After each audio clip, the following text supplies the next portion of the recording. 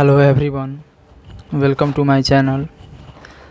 आज मैं आप लोगों को बताऊंगा, जैसे कि मैं सेट पढ़ा रहा था तो उसमें बता चुका था कि सेट को कैसे रिप्रेजेंट करते हैं। तो उसमें बताया था कि सेट को दो तरीके से रिप्रेजेंट किया जाता है। पहला जो था टेबुलर फॉर्म था, अब दूसरा जो जानना है सेट बिल्डर फॉर्म।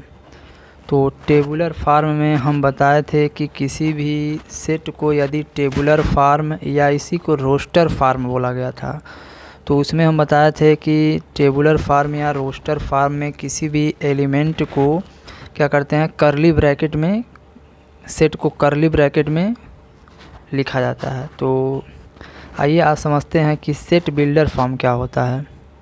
तो सेट बिल्डर फॉर्म में इसमें हम क्या करते हैं, जब सेट बिल्डर फॉर्म में लिखते हैं तो यहाँ पर हम लिखे हुए हैं, in this form a set is described bye a characterising property P x of its element x. In such a case the set is described bye x such that.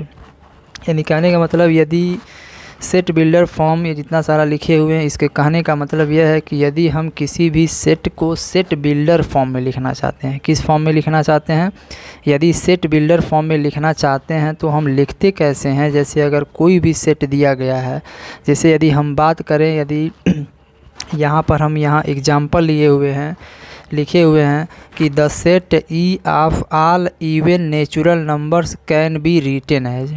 यानी कि यदि हम नेचुरल नंबर के set की बात करें, तो यदि मान लीजिए हमें अगर नेचुरल नंबर के सेट को यदि टेबुलर फॉर्म में लिखना रहता है या रोस्टर फॉर्म में, तो हम क्या करते हैं, लिखते 1, 2, 3 और ऐसे डॉट डॉट लगा करके ऐसे लिख देते। तो ये सेट ऑफ नेचुरल नंबर हो जाता, किस फॉर्म में, रोस्टर फॉर्म में या टेबुलर फॉर्म में। लेकिन यदि इसी को हमें, यही नेचुरल नंबर जो दिया गया है, यदि हमें इसी को क्या करना है, जितने सारे इवन नेचुरल नंबर हैं इनको हमें रोस्टर फॉर्म में लिखना है।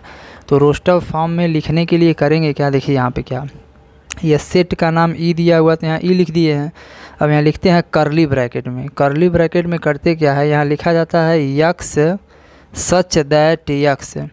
यहाँ पर ये जो दो डॉट लगाए हुए हैं इसको पढ़ते हैं सच दैट।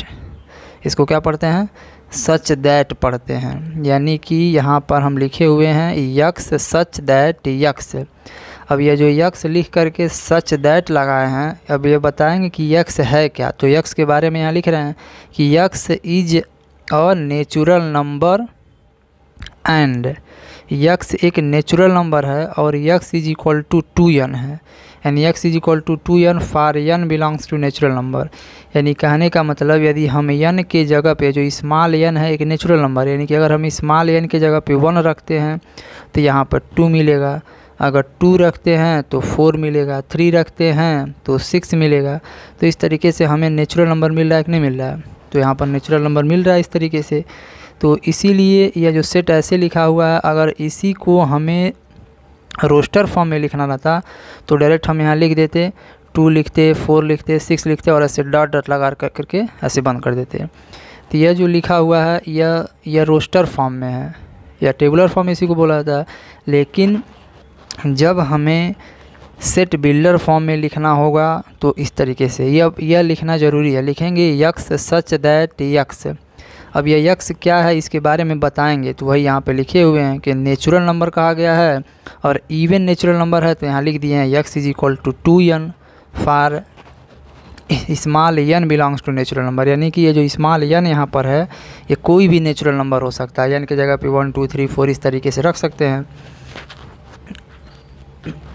अब देखिए यहाँ पर एक दूसरा एग्जाम्पल लिए हुए हैं, जैसे कि यहाँ पर एक एग्जाम्पल लिखे हुए हैं कि एक set A is equal to दिया गया 0, 1, 4, 9, 16।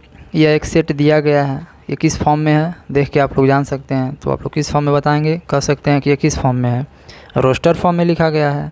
तो अब इसे क्या करना है, हमें सेट बिल्डर फॉर्म में लिखना है। देखिए नाम से के लिखा हुआ है, आप लोग समझ सकते हैं बढ़िया से लिखा हुआ है कि सेट बिल्डर फॉर्म। यानी कि कहने का मतलब यह है कि यह जो सेट जो है किस तरीके से बिल्डर मतलब किस तरीके से बनाया गया, बिल्ड मतलब बनाना होता है, तो उस सेट को किस तरीके से बनाया गया यही हम लोगों को समझना है। तो जैसे कि यहाँ पर एक set A is equal to दिया हुआ है, हमें इसे क्या करना है, सेट बिल्डर फॉर्म में लिखना है। तो देखिए हम क्या बताएं, सेट का नाम ए दिया है। अब हम बताए भी थे आप लोगों को कि सेट कैसे रिप्रेजेंट करते हैं। तो सेट को कैपिटल इंग्लिश अल्फ़ाबेट के किसी भी लेटर से रिप्रेजेंट कर सकते हैं। तो यहाँ पे मान लीजिए ए इज इक्वल टू दिया है, तो हम अब इसको सेट बिल्डर फॉर्म में लिखने कैसे चल रहे हैं। तो मान लीजिए यहाँ लिखे हुए हैं ए इज इक्वल टू।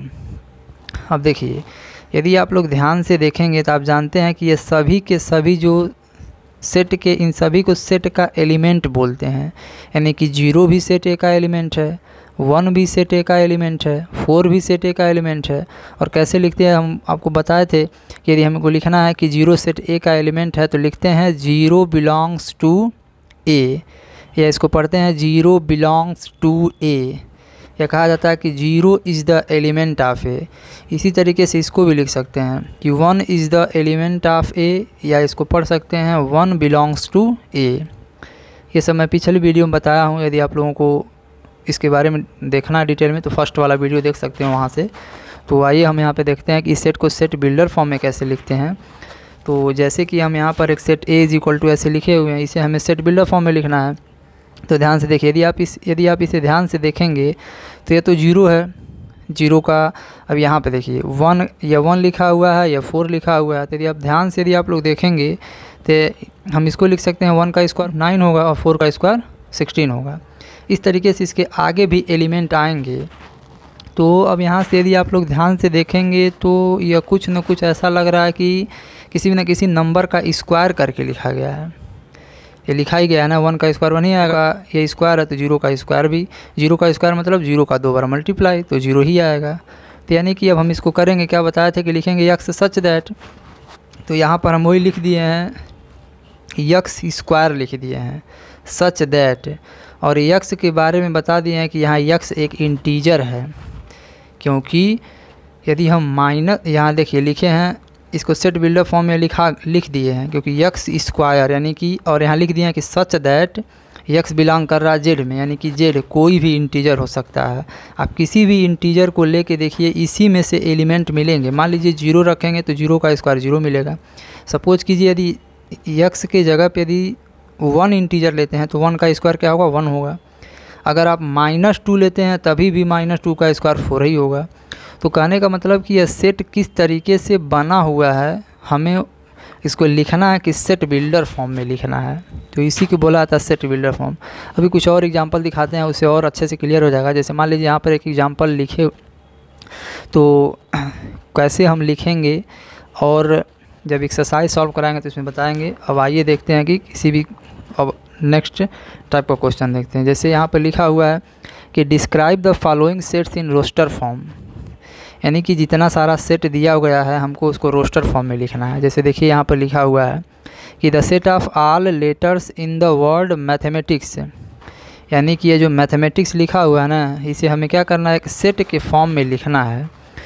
तो और वो भी रोस्टर फॉर्म में या टेबुलर फॉर्म में। तो हम इसको कैसे लिखेंगे, इसको करना क्या है, इसको कर्ली ब्रैकेट ऐसे बना लेंगे और ये जितना सारा मैथमेटिक्स का लेटर लिखा हुआ है इसमें क्या करेंगे, हर एक लेटर को कामा लगा करके लिखेंगे। और जो लेटर 2 बार आया हुआ है उसको दोबारा नहीं लिखते हैं। जैसे मान लीजिए यहाँ पर यम लिखे हुए हैं, फिर यहाँ कामा लगाएंगे, फिर ए लिखेंगे, फिर कामा लगाएंगे, फिर टी लिखेंगे, फिर कामा लगाएंगे, फिर इस एच को लिखेंगे, फिर कामा लगाएंगे, फिर इस ई को लिखेंगे, फिर कामा लगाएंगे। अब देखिए यहाँ पर यम आया है, तो यम हम ऑलरेडी लिख चुके हैं, तो रिपीट नहीं किया जाता है। सेट में एलिमेंट को लिखते हुए रिपीट नहीं किया जाता है। तो अब हम यम को नहीं लिखेंगे। इसी तरीके से ए है, ए को तो लिख चुके हैं तो ए भी नहीं लिखेंगे। देखिए टी है, टी भी लिख चुके हैं तो नहीं लिखेंगे। अब इसके बाद आई है, तो आई कहीं लिखे नहीं है तो आई लिखेंगे। इस तरीके से सी अभी भी कहीं नहीं लिखे हैं तो सी लिखेंगे और कामा लगा के क्या लिख देंगे, यस ऐसे लिख देंगे। तो इस तरह से भी क्वेश्चन पूछा जाता है कि यदि लेटर ऐसे किसी कोई भी वर्ड दे देगा, कहेगा कि इसको सेट के फॉर्म में लिखिए, तो इस तरीके से लिखेंगे। नेक्स्ट देखिए, इसी बेस पे लिखा गया है कि the set of all letters in the word algebra, यानी कि ये जो अलजेब्रा लिखा हुआ है इसको भी हमको क्या करना है, सेट के फॉर्म में लिखना है। तो क्या बताएं, कर्ली ब्रैकेट लगाएंगे। अब यहाँ ए लिख दीजिए, कामा लगाइए, यल लिख दीजिए, कामा लगाइए, जी लिखिए, कामा लगाइए, ई लिखिए, कामा लगाइए, बी लिखिए, कामा लगाइए, आर लिखिए। अब देखिए ए लिखना है तो ए तो आ चुका है, तो ए को लिखना नहीं है। तो इसी तरीके से लिखते हैं।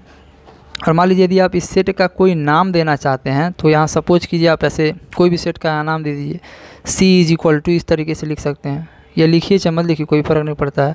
इसी तरीके से जो मैथमेटिक्स लिखे हैं, यदि आप इसमें यदि कोई भी नाम देना चाहते हैं तो यहाँ नाम भी ले सकते हैं। मान लीजिए अगर यहाँ पे ई लिखना चाहते हैं तो ऐसे ई इज इक्वल टू लिख दीजिए, तो ऐसे कर सकते हैं।